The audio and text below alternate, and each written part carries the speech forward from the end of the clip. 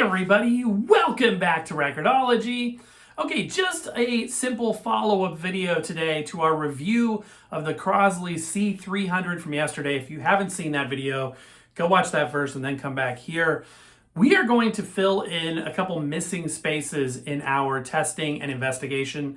You guys let me know of a key feature that this turntable apparently has that I glazed over, and we really need to check it out. That is the ability, supposedly, to skip tracks, sort of like some linear turntables do, where you can like skip forward and back like a CD player.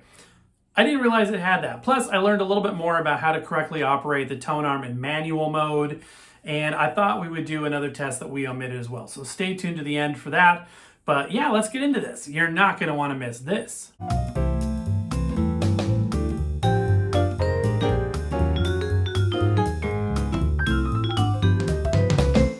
So by the time that I had realized that I made a critical error in my review, leaving out arguably the coolest feature of this turntable, I had already packed it back up for storage. So here it is. We're going to open this thing back up, get it hooked up again, because I glossed over the coolest thing and I have to show it to you. Reception to the video has been interesting, by the way. A lot of people seem to have enjoyed it, and I've got the typical Crosley video commentary on there. You've got the people that are like, Crosley sucks, they'll destroy your records no matter what it is.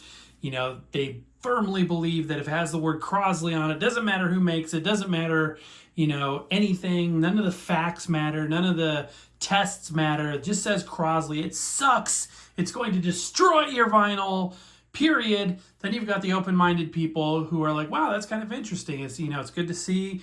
You've got the people that are just interested to see an interesting video, and you've got people that had no idea, even after we've done, you know, dozens of Crosley turntable reviews, that they've ever made anything besides a suitcase player. So yeah, it's been really interesting. Most people just really enjoyed the video, and I thank you for watching it. Hopefully this follow-up will be interesting. So I got the, you know, it hooked up. I'm not gonna put the dust cover back on, that's still packed away. But we've got the core, you know, unit here put together. Fundamental mistake I was making during the video was I was, you know, forcing this tone arm more than I should. Now, while you can utilize it in this manner as a manual turntable, you need to do it before you try to raise or lower or do any of this stuff. And there's no resistance. As you can see, the turntable starts spinning when I rotate it over, and that's all fine and dandy. But once I go into this functionality here, I shouldn't have been forcing it, because that drag I was feeling was the tone arm motor. Also want to throw out something that people have picked up on, is that this employs the similar mechanism, probably made by the same company, as a Mike Sonic automatic that was reviewed on another channel recently as well. So I'm going to go ahead and throw a record on here, and we'll fully test this tone arm skip capability that I believe it has. That ought to be interesting. We're going to start by playing this record, or trying to play it with that method of skipping. This record has a special place in my heart, because this is one that I actually had as a kid when I had my Fisher-Price record player.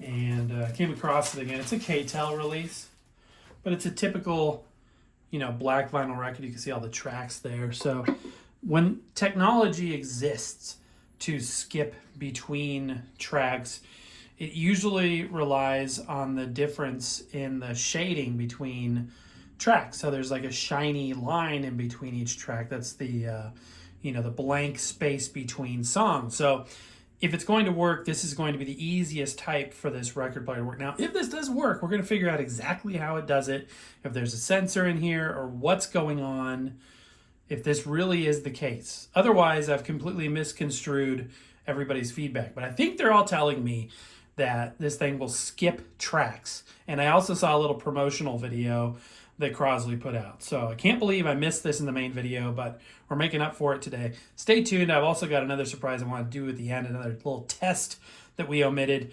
But yeah, let's start with this. Okay. So it's on 33 RPM. Now, do I need to just click this once? Yep, it raises the tone arm, but it doesn't move it. Interesting. Okay, so apparently I need to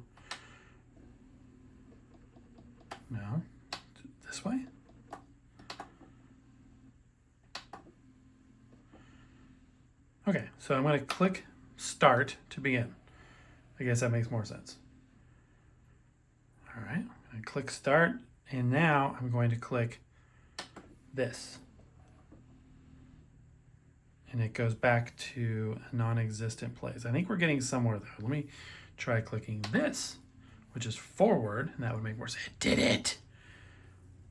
Oh, it just kind of generically though picked a new spot. Like, I don't think it's intelligently seeking out a new spot between tracks. It's just kind of like going forward a little bit and dropping. It's still cool, but it's a passive, it's jumping a preset amount. If I hit the back arrow, yeah, it just, okay, so that's kind of cool.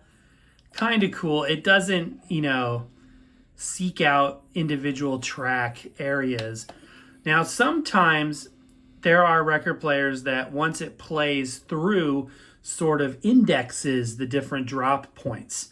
So maybe I should let it try that. But before we do that, I'm going to try a couple other record types and see if it has any impact.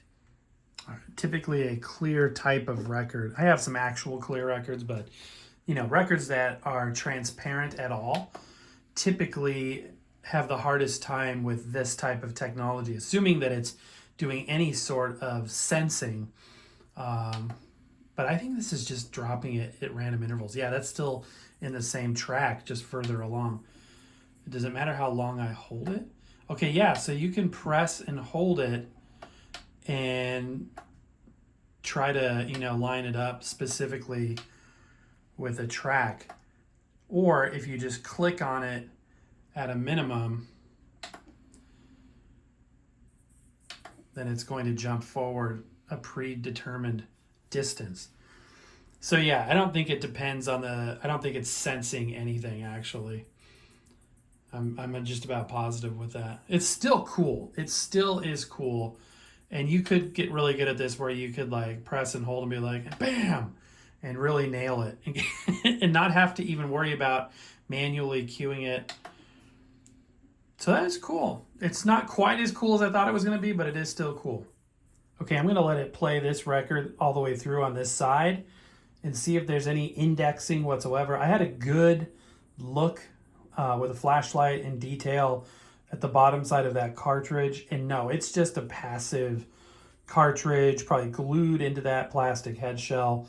There's no optical sensor or anything. So if there was any indexing technology, it would be under the hood, either, and I really doubt it, audibly sensing the silent areas and registering the position of the tone arm, or perhaps doing that in real time somehow. I'm really thinking that we've tapped this out though, that it's just, you know, either press and hold and drop it where you want, or these preset, you know, roughly ½ inch increments. But I'm going to go ahead and let it play through this side just to be on the, just to be a completist, because I definitely wasn't that in the first video. Okay, it is going to town. We've gone through about 3 songs so far. And I'm curious, you know, I do not think it's indexing, but I just want to be on the safe side and check it out. So we'll let it play through and then try skipping again to see if it knows right where those breaks are in between songs. And now I am going to hit start. It's going to spin it up again. And what I'm really curious is, will it find the middle of, you know, actually in between tracks, or is it just randomly skipping? Yeah, it's just randomly skipping. You may be saying, well, how can you tell it's a picture disc? You can hear it audibly, and may not be coming through on mic, but close to the camera there, and you can see it's just dropping indiscriminately. You know what? I could just hear everybody saying, that's not good enough. We can't see the lines. So here's a record that you can clearly see the lines. Let's see if it truly did index to the track. Okay, I'm going to hit start. And let's see if it works. I'm going to skip forward now. Nope. Yeah, just like I thought. Dang it. So thanks for hanging on till the end here. What is the little special bonus that I was hinting at? So I happen to have right here my Slick Rick M90 Mini. One of the best Bluetooth speakers I've ever heard. Just sounds fantastic. A very cool device. I didn't test the Bluetooth out on this thing, so why not? Let's go ahead and test the Bluetooth out. And I'm going to press and hold the Bluetooth button there. Well, let's go ahead and turn this guy on, and you will hear the voice of Slick Rick himself. Power on. Power on, okay. Bluetooth mode. All right. Sometimes this can take like 30 seconds, depending on the device. Sometimes it's faster than that. They're right next to each other. Connected. There we go. Okay, so yeah, connection took maybe 15 seconds, no big deal.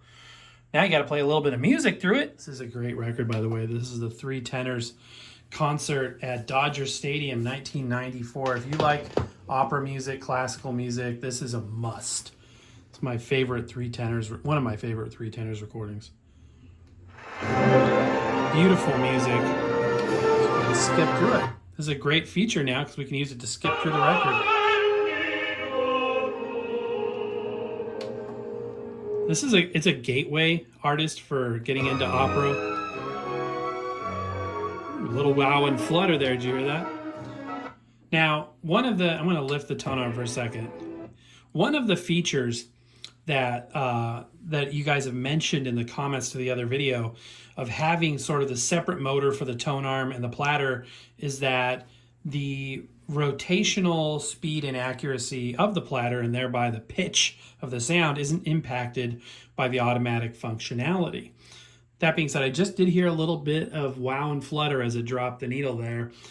So maybe, you know, a deep dive or a teardown in the future is warranted. I'm a little concerned about this mechanism from the standpoint of the motor size, because a typical automatic turntable uses a beefier motor, even though it's doing everything. I noticed that the motors, if I'm remembering correctly from that picture, seemed a little bit smaller. So, you know, I'm not sure if they're quite as robust. Maybe they are. Maybe it's just me. All right, let's go ahead and listen to more. Still a cool turntable. It really, really is. See, that was a very short skip, and then that one's a very long skip. So I feel like it's not even really doing a set amount. It's just almost like a random amount.